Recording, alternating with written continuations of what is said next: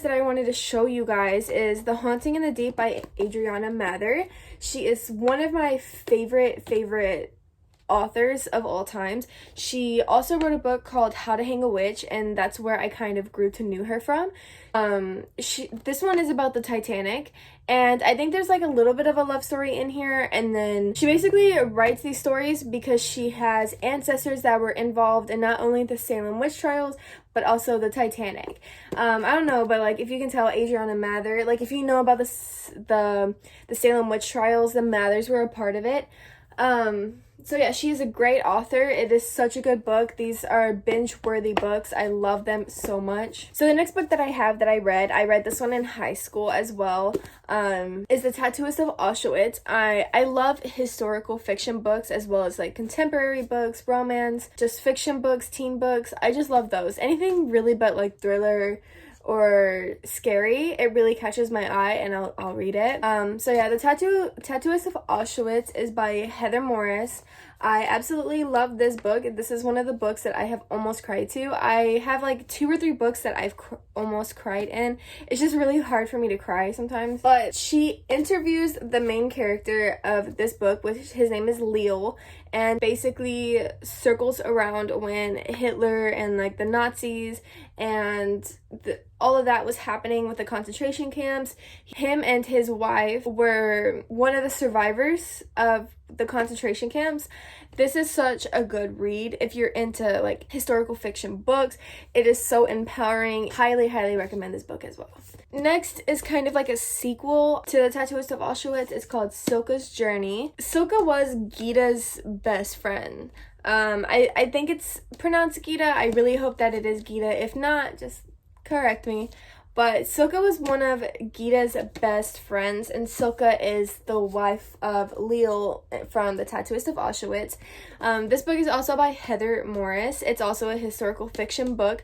This is based around Silka's journey in the concentration camps as well. You don't really see much of Leo and Gita in this book. It's just mainly her journey, how she survives the concentration camps, how she basically overcomes everything, and how she grows these relationships with people that she shouldn't be in relationships with. This book is really emotional as well. They went through a lot, and it's something that should be on your TBR. I think it is such an interesting book. The next book that I have, I actually got in New York whenever I had went last year for spring break. It's called This Time It Will Be Different by Misa Sugiura.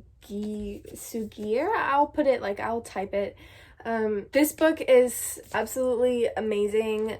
I had read it within a few days. This book is basically revolving around this girl named CJ. She's a high school student. She's Japanese. She falls in love with someone who she honestly is really scared of because she is really independent. She ends up falling for this guy and goes through so many romance things. Her mom is someone of powerful. Just kind of think of a Romeo and Juliet situation. This is kind of what this book reminded me of.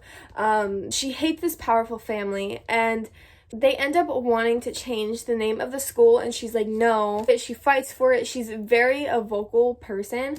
I definitely recommend this book if you're into stuff that's really empowering. I think this is really good. The next book that I have is called Pachinko. It is by Min Jin Lee.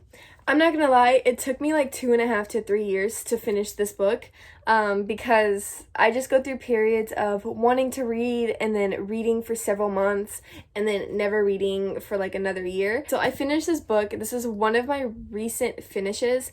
Let me tell you, this book actually made me want to like drop it and then never read it again. So it's one book that has 3 books in it. It was so hard for me to start it because in my opinion, it started really slow. So it wasn't easy for me to just pick it up and then want to read it and want to continue to read it. And so whenever I picked it up again, in my mind, I was like, I don't want to leave this book unfinished. There's a lot of potential, so I'm gonna read it. I'm sorry if I pronounced the names wrong. This book basically revolves around Sunja and her life. It includes her mom. It includes a Japanese man that got her pregnant, and then I believe a Japanese man that like really followed God and then believed that he was there as a purpose to like give a father to her child, whether it was his or not. Don't quote me on this, but this is when this is set. It is back whenever Japanese really hated the Koreans. They wanted nothing to do with the Koreans. If you were Korean and you were in Japan, whether you were born there and grew up there and spoke fluent Japanese, it was really hard for you to find a job, to go to school, and it was really hard to make friends. It was really hard to be just a regular person walking down the street as a Korean because you just weren't Japanese. She gets pregnant by this Japanese guy. When she wants to get married to him, he's like, oh no, sorry, I have a wife and I already have 4 kids. I can't get married. Then this pastor comes along. His name is Pastor Isaac. He is very well spoken about God. He ends up taking her to Japan and they live with his brother and his wife. And they build a life there. Pastor Isaac goes through some troubles. So does Sunja. They create a business for each other. Sunja has 2 beautiful boys, one that is Pastor Isaac's and one that is someone completely different. And book 2 is where it picks up more. Book 2 at the end is whenever I really wanted to just drop this book because I was on the edge of like having a mental breakdown because it was just so heartbreaking. But I really wanted to drop this book and be like, oh, I can't read book 3 because if book 2 was like this and ended like this, book 3 is gonna be worse. And honestly, it was a little bit worse. I really love this book. This is absolutely one of my favorites, but I would definitely say that this is by far a 10 out of 10, and it is the best purchase that I ever had made, even though it took me a few years to finish it. But if it starts off slow for you guys, don't give up on it. I give it so much hope, give it so much love, so much care. It's totally worth it. I have 2 more books. I have 2 more books that I have read, but I have read them on my phone on iBooks. So I'm just gonna put like a picture of the book right beside me and I'm gonna describe them. So there are 2 books that I also really highly recommend. There is The Song of Achilles. It is basically back with like the Greek gods. It's an LGBTQ safe book. So it is such an amazing read. It is one that will leave you heartbroken. So if you are not mentally stable or you are not ready to cry, do not watch or do not read this book. But if you are wanting the whole emotional ride of it and you want to cry, I would definitely suggest this book. So Song of Achilles is basically revolves around Achilles and Patroclus. They basically fall in love. They go through so much. Achilles' mom, Thetis, wants him to become such a warrior. She does not support the fact that they fall in love with each other. She thinks that if anything, he should get a wife, he should get kids, and I think he ends up marrying another goddess and has a son with him that like he ends up coming in as a young boy in the end of the book. They go through so many battles with each other, sticking with each other, forgiving with each other. It is such an emotional love story.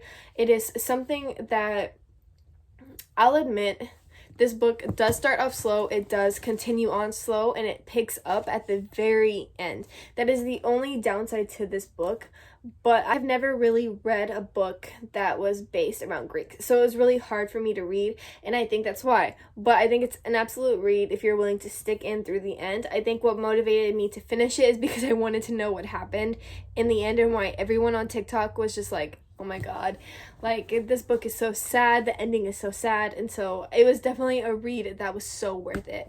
Another book that I had read is called The Wrath and the Dawn. That one was always really steady. It was really good. I finished it within like a month, I think, but it took me a while to kind of like pick up, and I think I was reading it at like 3:30 in the morning, and I was like, okay, this is actually exciting and I can't wait to finish it.